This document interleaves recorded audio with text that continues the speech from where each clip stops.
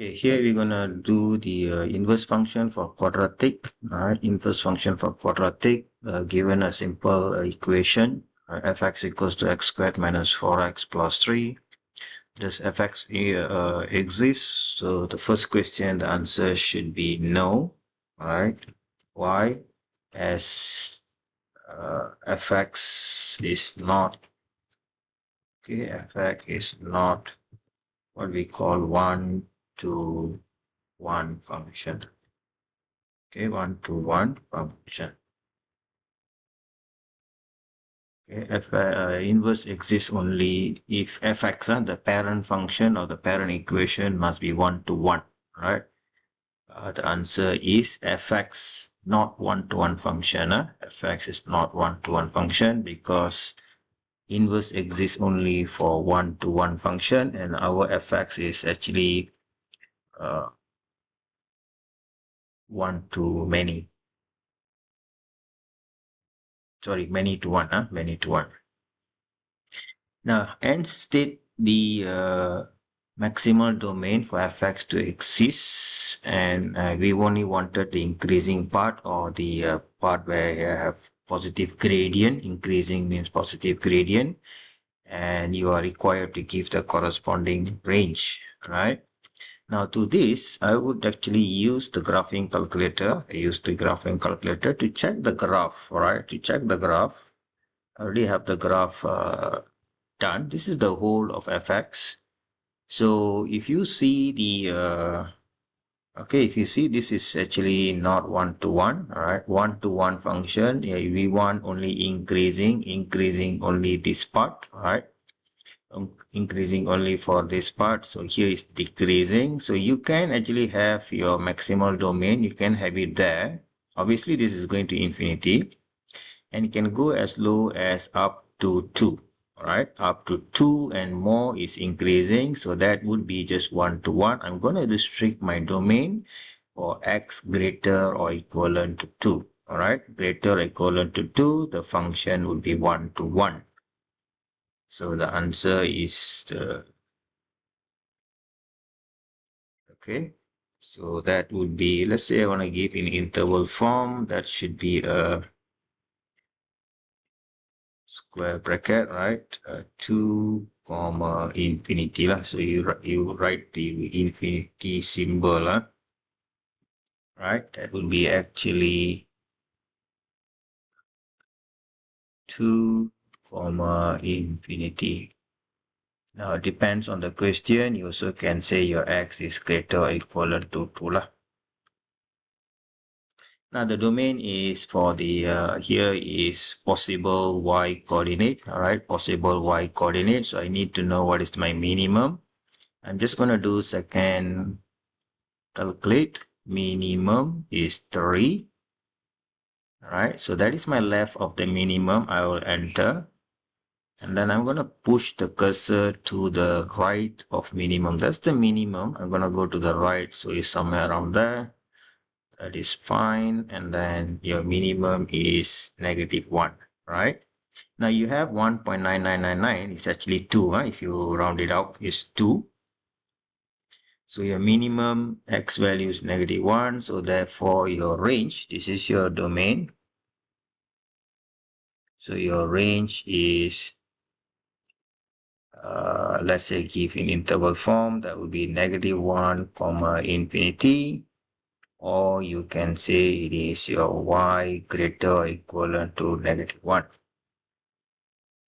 Okay, so that is the domain and range for fx. This is for fx. Now you're required to find the inverse function. So you're going to start with saying let y equals to fx. So I'm going to do the y is equivalent to x squared minus 4x plus 3. And then you will swap the x become y become x. So every time you see your y, you change it to x. Every time you see your x, you change it to y. Okay. So you rearrange this. rearrange this. So you're going to say y squared minus 4y is equivalent to x minus 3. Yeah, and then in order to do this y as a subject, we need to do a completing the square. In order to do completing the square, if you remember the formula, that is actually if you have your x squared plus your bx plus your c, completing the square would be x plus your b over 2 squared plus your c minus your b over 2 squared. Okay, so your b is negative 4, so negative 4, I'm just going to use that formula straight away. Negative 4 divided by 2 is 2 squared, and then is minus by this negative 2 squared is 4 equivalent to x minus 3.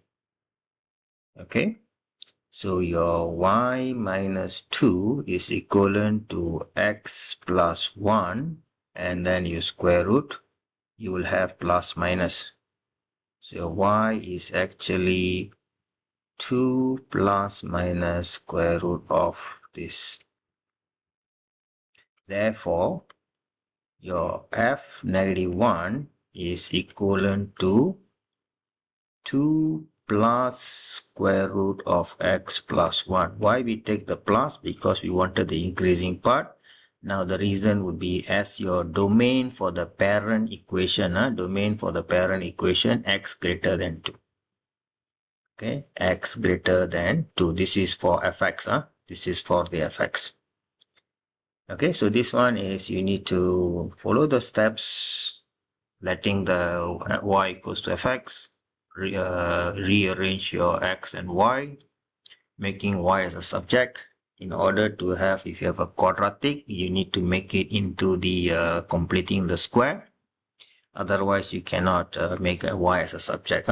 And then rewrite and choose the positive part, why we want the increasing part. All right, increasing part, and that is this. All right, using a graphing calculator, you are required to find the point of intersection. So this is interesting. Now going back to calculator, now it will be nice if you can enter the equation as hybrid so that you don't have the other part of the graph. So I'm going to clear this off. Okay, I'm going to clear this off. So I'm going to go to second y equals to number 1.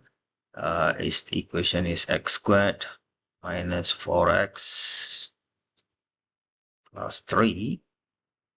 And the denominator would be the corresponding domain, which is x second maths greater than or equivalent to 2, so that would be number 4, press 2.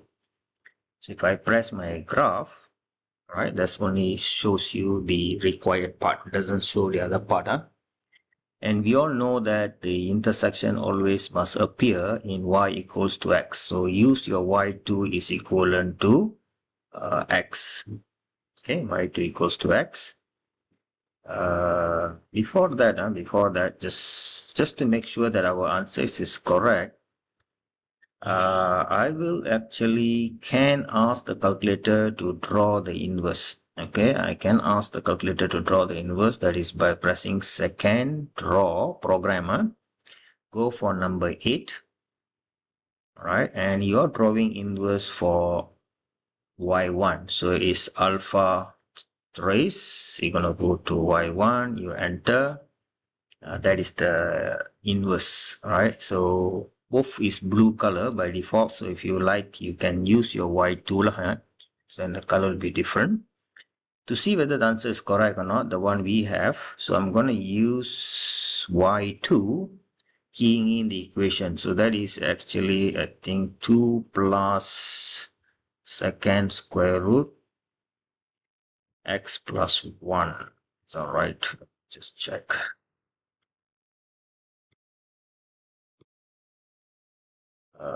yeah, 2 plus x plus 1. So that is correct. So I'm just going to go back and then I'm going to press graph. Now you got to observe the graph very carefully. So it is actually perfectly overlapped my other graph, right? Perfectly overlapped the earlier drawing. So yes, our answers is correct. Right, our answers is correct. So now we're going to find the intersection. For intersection, you don't want to use this graph. So I'm just going to enter to deselect. And then I'm going to use X. You can use this, but I prefer X. All right. Second, calculate. Number 5. First curve, enter. Second curve, enter. Why is it not going? Oh. First curve. Second curve is the blue one, enter. Why is it not doing it? First curve is the black. Oh, second curve, because the cursor is not on the blue, that's why it doesn't understand. So we put the cursor on the blue, enter, and then no need to guess. In this case, our intersection is 4.3. Okay, both coordinate will be exactly the same, 4.3, 4.3, both coordinate will be exactly the same, 4.3. Depends on how many decimals they want, so you do give your answer lah. So I'm just going to give in one decimal places. So that is, one decimal anyway. So 4.3, comma 4.3. Both coordinate must be the same. Alright, both coordinate must be the same. Now to sketch the graph, you need to know the x-intercepts, y-intercepts, and so on. Alright, these things will stop at 15 minutes, so I will just do it quite quickly. So the first graph, the minimum we know just now was actually a -1, 2, and then it will go through like this. So this is filled in bubble, -2, -1, and y-intercept you should, x-intercept is 3, 0. So when you draw the inverse, the 2, -1 will become -1, 2. Okay, and 3, 0, the x-intercept become the y-intercept. The graph will be something like that. And this one is gonna go up, alright, so yeah. So that is 4.3, 4.3. Now you need to label, this is y equals to fx, and this is y equals to f -1x. If you do not label, then you will be losing a mark. Okay, the important features here, I missed the y-intercept, 0, 3. Coordinate here is -1, 2. Okay, -1, 2. Alright, so that is to find the inverse if you have given a quadratic. So basically, you need to restrict the domain first. Okay, how do I restrict the domain? You need to find which part of the graph is 1 to 1, and it is mentioned specifically, in this case increasing, I take the increasing part. Alright, I hope that's helped.